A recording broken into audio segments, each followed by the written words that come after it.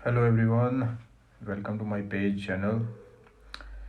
तो आज की क्लास फ्रेशर्स के लिए भी है और ये जॉब्स फ्रेशर्स कैसे अप्लाई कर सकते हैं मैं आपको थोड़ा सा वो बताना चाहता हूँ। वो भी यूपीएससी ने अभी जो एडवर्टाइज़ की है पोस्टें असिस्टेंट पब्लिक प्रोसिक्यूटर के लिए 80 पोस्ट जो निकाली हैं, तो उसके रिगार्डिंग काफ़ी आपके क्वेश्चन, काफ़ी आपकी क्वेरीज़ मैंने टेक्स्ट मैसेज में रिसीव की हैं, जिससे स्टडी टेक्निक क्या होनी चाहिए, फॉर्म रिलेटेड क्वेरीज़ कि फॉर्म नहीं भरा जा रहा, और सिलेबस रिलेटेड, और इससे प्रीवियस ईयर कैसे देख सकते हैं, और इसमें एग्ज़ाम होगा कि नहीं होगा, सीधा इंटरव्यू होगी। तो ये सारे क्वेरीज़ थी, तो मैं इसका थोड़ा सा आंसर देने की कोशिश करता हूँ आपको। देखिए, यूपीएससी पीछे भी अगर आप देखोगे, इसके लिए जब भी कोई पोस्ट एडवर्टाइज़ करती हैं तो कई बार जो पहली जो एडवर्टाइजमेंट देती है तो उसमें एग्ज़ाम के बारे में कुछ बताती नहीं है, लेकिन वो बाद में एक नोटिफिकेशन निकालती है जिसमें वो एग्ज़ाम डेट फिक्स कर देती है और साथ में सिलेबस फिक्स कर देती है। जनरली होता क्या है कि ये, क्योंकि यूपीएससी बनाई गई है सिविल सर्विसेज के एग्ज़ाम कंडक्ट कराने के लिए, लेकिन अगर उसके ऊपर ये भी भार आप दे रहे हो कि आप असिस्टेंट पब्लिक प्रोसिक्यूटर के इनके भी एग्ज़ाम कराओ, legal advisor, public prosecutor in NIA, इनके भी एग्ज़ाम कंडक्ट कराओ, तो उनके लिए थोड़ा सा बर्डन हो जाती है। इसीलिए वो क्या करते हैं, अब जैसे अभी ये असिस्टेंट एपीपी की पोस्ट आई है दिल्ली गवर्नमेंट में, तो इसको कंबाइंड करके, जैसे अभी असिस्टेंट लीगल एडवाइज़र का भी फॉर्म निकला था पीछे, एनआई में पब्लिक प्रोसिक्यूटर जो उनका भी निकला हुआ था, और ये assistant public prosecutor Delhi government में, इन तीनों का ज्वाइंट एक एग्ज़ाम शायद करवा दें। और ये भी हो सकता है कि आगे सीबीआई के असिस्टेंट पब्लिक प्रोसिक्यूटर के लिए ये पोस्ट एडवर्टाइज़ करें और ये चारों का मिला के एक एग्ज़ाम कर दें। तो ये कई बार हो जाता है, तो इसके लिए आपको हमेशा तैयार रहना है। तो 99% पॉसिबिलिटी है कि एग्ज़ाम होगा इसका, और साथ में इंटरव्यू भी होगी। तो इस पे आप मत चलिए कि सीधा इंटरव्यू है। अब मान लीजिए यहाँ पे आपका मैक्सिमम 30 ईयर एज है, और सिलेबस कुछ भी बताया नहीं गया है, तो बाकी इसके साथ जो भी पोस्ट एडवर्टाइज़ करेंगे उसके साथ इसको मिला के एग्ज़ाम अगर एक कर दिया, जैसे सीबीआई एपीपी भी अगर एडवर्टाइज़ कर दिया, मेरे को लगता है कि 90% चांस है कि सीबीआई में एपीपी की पोस्ट निकलने वाली है, और उसके साथ इसको कंबाइंड करके एक टेस्ट, एक एग्ज़ाम करा लिया जाएगा। यूपीएससी ऐसा कर देती है कई बार।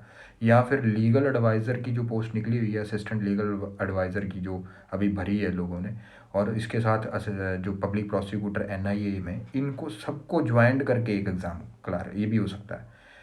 तो जो सिलेबस इन सब का हो सकता है सेम हो जाए, और सेम में सबका एग्ज़ाम हो जाए। तो अगर तो सीबीआई में, इसके लिए आपको पहले तैयार रहना है। तैयार कैसे रहना है, अपना क्रिमिनल पार्ट है वो अच्छे से पढ़ लीजिए, जैसे CrPC, IPC, Indian evidence act और कॉन्स्टिट्यूशन। ये 4 सब्जेक्ट सब में सेम रहेंगे, सिलेबस में सारी पोस्टों के लिए सेम रहेंगे। तो वो आए एक बार पहले तैयार कर लीजिए। उसके साथ अगर मान लीजिए सीबीआई में एपीपी की पोस्ट निकलती है और उसके साथ ज्वाइंट करके इनका एग्ज़ाम कंडक्ट कराते हैं, तो सीबीआई में आपके जो अलग अलग पोर्शन जो सिलेबस में देंगे, वो सीवीसी हो सकता है, सेंट्रल विजिलेंस कमीशन वाला जो एक्ट है वो हो सकता है, करप्शन एक्ट हो सकता है, आईटी एक्ट हो सकता है, आर्म्स एक्ट हो सकता है, पॉक्सो एक्ट डाल सकते हैं। पिछली बार नहीं था, इस बार डाल सकते हैं, जुवेनाइल जस्टिस एक्ट डाल सकते हैं। तो आपको करना क्या है, फ़िलहाल अभी आप क्रिमिनल लॉ पे ऊपर जोर दीजिए, उसका बेर एक्ट है। देखिए, अगर आप प्रीवियस ईयर का देखोगे, इसका सीबीआई के, इसके यूनिवर्सल की एक बुक आती है, वो आप देख सकते हो। इसके प्रीवियस ईयर जो है, जहाँ सिंगल की एक आती है प्रीवियस ईयर के लिए, वो आप देख सकते हो। लेकिन यूपीएससी हर बार क्वेश्चन नए बनाती है, तो वहाँ से आपको सिर्फ उसका पैटर्न का पता चल सकता है। अगर आप कहो कि वो क्वेश्चन रिपीट करते हैं, रिपीट नहीं करेंगे वो। और इसके साथ जो सिलेबस किस तरह से आपने देखना है, मैंने कहा कि क्रिमिनल लॉ इस तरह से देखिए। उसके बाद जैसे कोई पोस्ट एडवर्टाइज होती है, उसके साथ जो सिलेबस ये अटैच करेंगे, तो वो कंबाइंड कर देंगे सबका सिलेबस। तो जैसे एनआईए में जैसे यूएपीए एक्ट होता है, अनलॉफुल एक्टिविटीज़ वाला एक्ट होता है, वो भी इसके साथ अटैच कर सकते हैं। जैसे असिस्टेंट लीगल एडवाइज़र को साथ अटैच कर दिया इस पोस्ट को कि एक एग्ज़ाम कंडक्ट किया तो वहाँ पे पीएमएलए जैसे prevention of money laundering act कर देते हैं, फेरा भी डाल देते हैं उसमें, उसमें आईपीआर भी डालते हैं, और इसके साथ जो आर्म्स एक्ट डाल देते हैं, एनडीपीएस एक्ट डाल देते हैं। तो इस बार सिलेबस बढ़ने के चांसेस हैं क्योंकि काफ़ी पोस्टें निकली हुई हैं लीगल की, और उनको कंबाइंड करके एग्ज़ाम हो सकता है। 99% चांस है होगा एग्ज़ाम, और उनको कंबाइंड करके ही होगा। तो अगर सीबीआई का एपीपी भी निकलता है तो वो भी कंबाइंड हो सकता है। तो सीबीआई के लिए स्पेशल जो एक्ट हैं जैसे आईटी एक्ट है, करप्शन एक्ट है, जैसे ये वाला जो होता है सेंट्रल विजिलेंस कमीशन वाला जो एक्ट है ये डाल देते हैं, डोमेस्टिक वायलेंस एक्ट डाल देते हैं, प्रोबेशन ऑफ ऑफेंडर एक्ट डाल देते हैं। तो ये आप थोड़ी थोड़ी चीज़ें तैयार करनी शुरू कर दीजिए। लेकिन जो अगर एपीपी दिल्ली पर्पज़ के लिए आप अगर देखोगे कि इसका क्या सिलेबस है, तो इसका कोई कंसर्न सिलेबस नहीं है। आज तक इसका जो भी एग्ज़ाम 2015 में हुआ था तब सीबीआई और एपीपी और ये दिल्ली एपीपी दोनों का कंबाइंड टेस्ट हुआ था, और जिसमें सीवीसी और ये करप्शन एक्ट जो मैंने बताए हैं ये सारे डाले गए थे। और अब भी चांस ऐसा ही लग रहा है मुझे कि ये सीबीआई एपीपी या असिस्टेंट लीगल एडवाइज़र या एनआईए में जो पब्लिक प्रोसिक्यूटर उन सबको कंबाइंड करके एग्ज़ाम ले लें। अब जो फॉर्म भरने में जो प्रॉब्लम आ रही है यूपीएससी में वो जनरली माइनर एक्ट कैसे प्रिपेयर करें। देखिए पहले मेजर एक्ट तैयार करिए, आईपीसी सीआरपीसी एविडेंस ये अच्छे से तैयार करिए, इसके साथ कॉन्स्टिट्यूशन तैयार करिए, कॉन्स्टिट्यूशन का बेर एक्ट प्लस इंडियन पॉलिटी का जो प्रयोगिता दर्पण का जो पार्ट आता है उसको तैयार करें। उसमें सारी चीज़ें कॉन्स्टिट्यूशन कवर हो जाएगा। तो कॉन्स्टिट्यूशन में नियर अबाउट 15 से 16 क्वेश्चन रहेंगे आपके, तो वो उसको अच्छे से तैयार कर लीजिए। ये 4 एक्ट अगर आपके तैयार हो जाते हैं, इसके बाद आप फर्दर दूसरी चीज़ों के बारे में देखिए, और सबसे पहले आप आर्म्स एक्ट ज़रूर देखिए। आर्म्स एक्ट के बाद एनडीपीएस एक्ट देखिए, एनडीपीएस एक्ट के पॉक्सो एक्ट देखिए। ये एक हिट टॉपिक्स हैं, पॉक्सो एक्ट बड़ा हिट टॉपिक है, ये आने के सार हैं, ये सिलेबस का पार्ट हो सकता है। इसके साथ क्योंकि सीबीआई के साथ पिछली बार इसको अटैच किया गया था तो उसके एक्ट करने शुरू कर दीजिए। तो ये आपने इस तरह से इसकी तैयारी करनी है, और तैयारी सिर्फ बेर एक्ट करने हैं आपने। कोई ऐसा नहीं है कि इसके साथ जजमेंट्स आप देख सकते हो, उस टॉपिक से रिलेटेड कोई लेटेस्ट जजमेंट्स हैं या अभी जो लेटेस्ट जजमेंट्स आ रही हैं कोरिलेट करके अपने करप्शन एक्ट या जो सिलेबस से जो लॉ हैं उससे रिलेटेड। और यूपीएससी का ये पैटर्न रहता है कि वो जो भी जजमेंट्स देती हैं वो ऐसा नहीं है कि आपके जो सिलेबस कंसर्न है उसी से रिलेटेड केस लॉ आएंगे, ऐसा नहीं है। जो भी केस लॉ हैं लेटेस्ट जो जिसमें एक अच्छे लॉ हेल्ड किए गए हैं वो सारे आपको उसकी जजमेंट्स देखनी होंगी। तो लाइव लॉ में आप जो इस साल की 65 जजमेंट्स मैंने शेयर की थी वो आप देख सकते हो, 2020 की जो मैं कह रहा, उसके बाद 2019 की भी आप देख लीजिए, ये 2 साल की पक्का देखिए, मेरा आपसे सजेशन है। और प्रीवियस ईयर अपने नॉलेज के लिए आप देख सकते हो, उसका देखने का पर्पज़ ये हो सकता है कि आपको पता चल जाएगा किस सब्जेक्ट में कितने क्वेश्चन पूछे जाते हैं। यूपीएससी कभी भी रिपीट क्वेश्चन नहीं करती है, तो ये आप देख सकते हैं। उसके साथ एक यूपीएससी की साइट में अगर आपको previous year assistant legal advisor या सीबीआई एपीपी के मिलते हैं वो आप देख सकते हो। उसके लिए मैंने आपको बुक भी बता दी है। सर एविडेंस कब कंटिन्यू, एविडेंस मैं जल्दी कंटिन्यू करूँगा क्योंकि ये मेरा ज़रूरी था कि इसके बारे में आपको जानना, क्योंकि मेरे पास मैसेज काफ़ी आ रखे थे, टेक्स्ट मैसेज करीब अभी तो 100 टेक्स्ट थे, अभी मैं कुछ पढ़ भी नहीं पाया हूँ, काफ़ी 70-80 मैसेज पढ़े मैं पढ़ने के लिए, मैं पढ़ के उनका जवाब भी दूंगा। लेकिन मैंने इसके क्लास लेनी इसलिए ज़रूरी समझी, तो काफ़ी बंदों की इस पर क्वेरीज थी। तो सिलेबस रिलेटेड आपका ये मैंने बता दिया है। उसके पास फॉर्म में जैसे वो कई बार रजिस्ट्रेशन सर्टिफिकेट होता है जो आपका बार का, वो प्रोफेशनल रजिस्ट्रेशन सर्टिफिकेट उसी को कहते हैं, आप वो अपलोड कर लीजिए। अगर आपको किसी को फॉर्म रिलेटेड कोई इशू आ रहा है तो आप यूपीएससी को मेल कर सकते हैं, उनको फ़ोन नंबर उनका दिया हुआ फ़ोन पे बात कर सकते हैं। आप अपना फॉर्म भरने के बाद अपना फॉर्म का जो आईडी आपको मिलती है जो आपको एप्लीकेशन आईडी जो आपको प्रोवाइड की जाती है, तो वो आप उसका ज़िक्र करके ईमेल उनको कर सकते हैं अपनी क्वेरी के साथ, या उसका जो भी आपको लगता है। और स्टडी जो मटेरियल इसका है वो बेसिकली वो ऐसा कुछ नहीं है। यस, यूपीएससी अपलोड करती है प्रीवियस ईयर क्वेश्चन पेपर।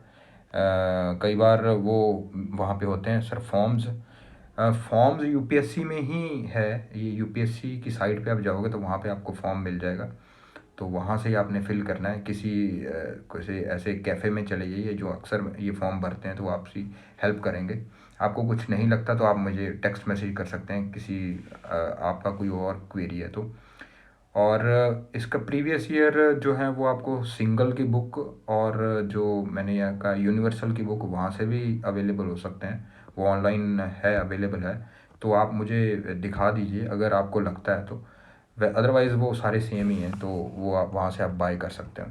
अगर किसी की और कोई क्वेरी है तो वो मुझसे पूछ सकता है।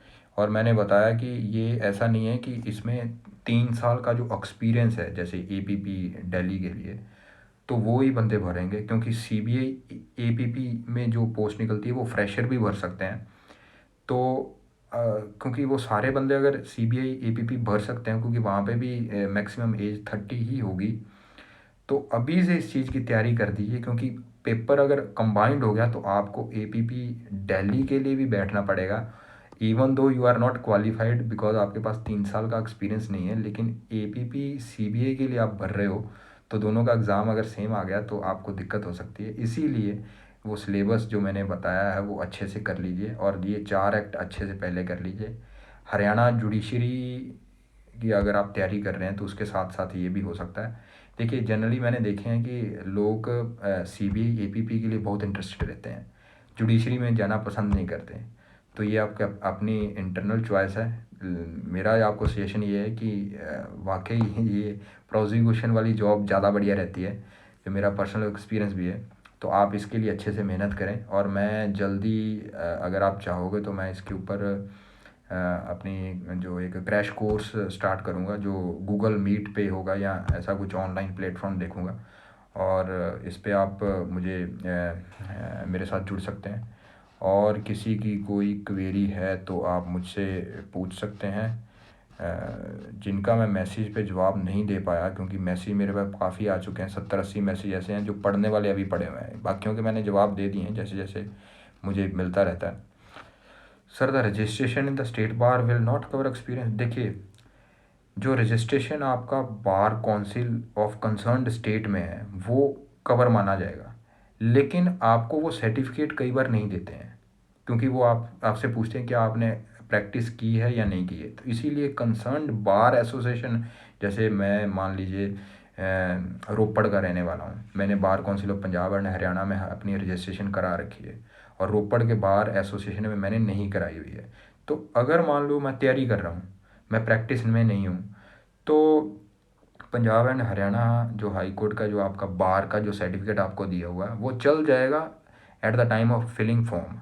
लेकिन जब आप इंटरव्यू फेस करोगे तो वो वहाँ पे प्रॉब्लम आ सकती है। तो इसीलिए स्टेट का जो कंसर्न, जैसे रोपड़ में मैंने बार एसोसिएशन में अगर रजिस्ट्रेशन कराई हुई तो वहाँ पे मुझे प्रैक्टिस का वो सर्टिफिकेट देंगे, जो मैं यूपीएससी में दिखा सकता हूँ। और यूपीएससी इस वक्त ये भी हो सकता है, जैसे वो 3 साल का एक्सपीरियंस है तो आपसे केस लॉ के बारे में पूछे कि किस केस में आप अपीयर हुए हैं, उसके फैक्ट बताइए, तो उसकी जजमेंट क्या निकली थी, आप इंडिपेंडेंट प्रैक्टिस करते थे या क्या था, वो सारी चीज़ें आपसे पूछ सकती हैं आप जैसा जैसा आप फॉर्म भरोगे। तो उसके लिए प्रिपेयर पहले रहिए।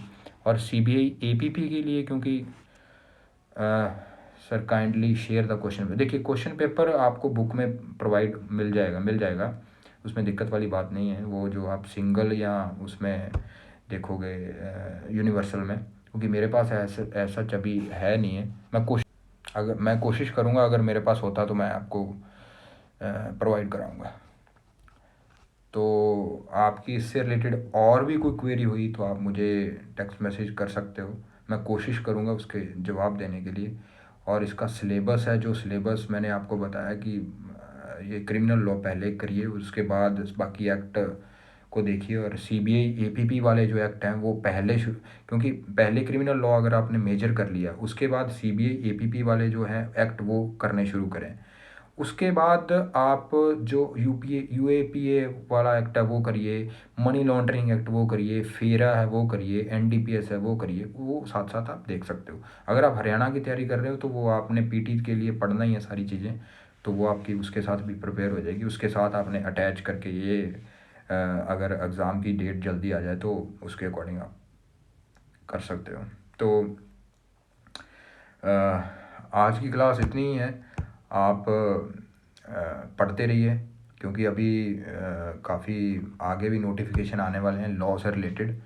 तो CBAPP जो मेरे 90% चांस हैं कि फरवरी तक आ जाना चाहिए। तो तब तक के लिए आप पढ़ते रहिए। Thank you so much. Good night. Bye bye.